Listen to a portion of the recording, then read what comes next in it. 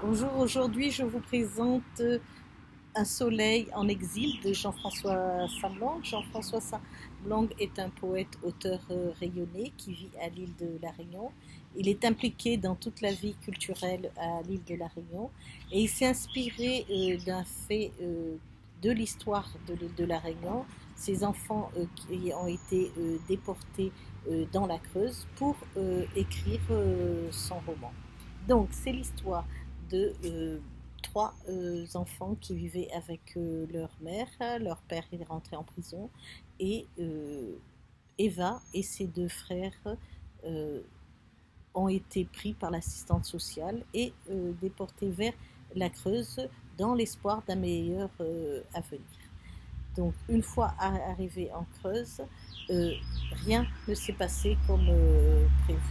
Donc dès le titre, Un soleil en exil, ce paradoxe qui va débuter du titre et qui va nous entraîner tout au long du roman et toutes les contradictions qui vont entraîner la vie et la non-compréhension dans cette histoire qui s'est passée dans la vie de ces enfants.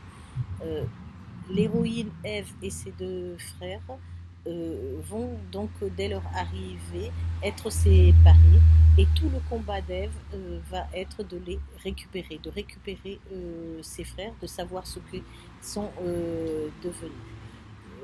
Un livre très émouvant, un livre qui nous touche beaucoup parce qu'il s'agit d'enfants, d'être innocents.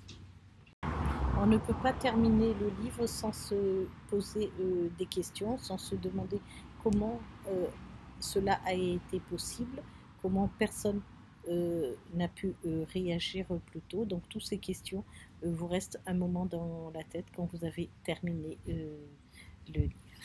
Dans la même problématique, quelques années avant, en 2003, Brigitte Peskin écrivait L'île de mon père, Justin, retrouve des cahiers de son père Jean-Philippe qu'il avait écrit et il va comprendre l'histoire de ce père qui est dans un mutisme, qui n'arrive pas à être bien avec son fils, qui a des soucis et il ne comprend pas le mal-être perpétuel de son père. Et donc, il va mener une enquête et les réponses vont se trouver dans tous ces cahiers que son père a écrits.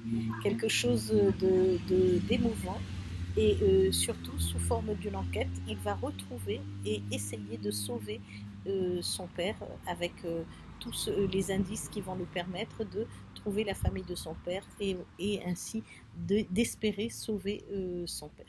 Alors, je vous souhaite une bonne lecture et à bientôt.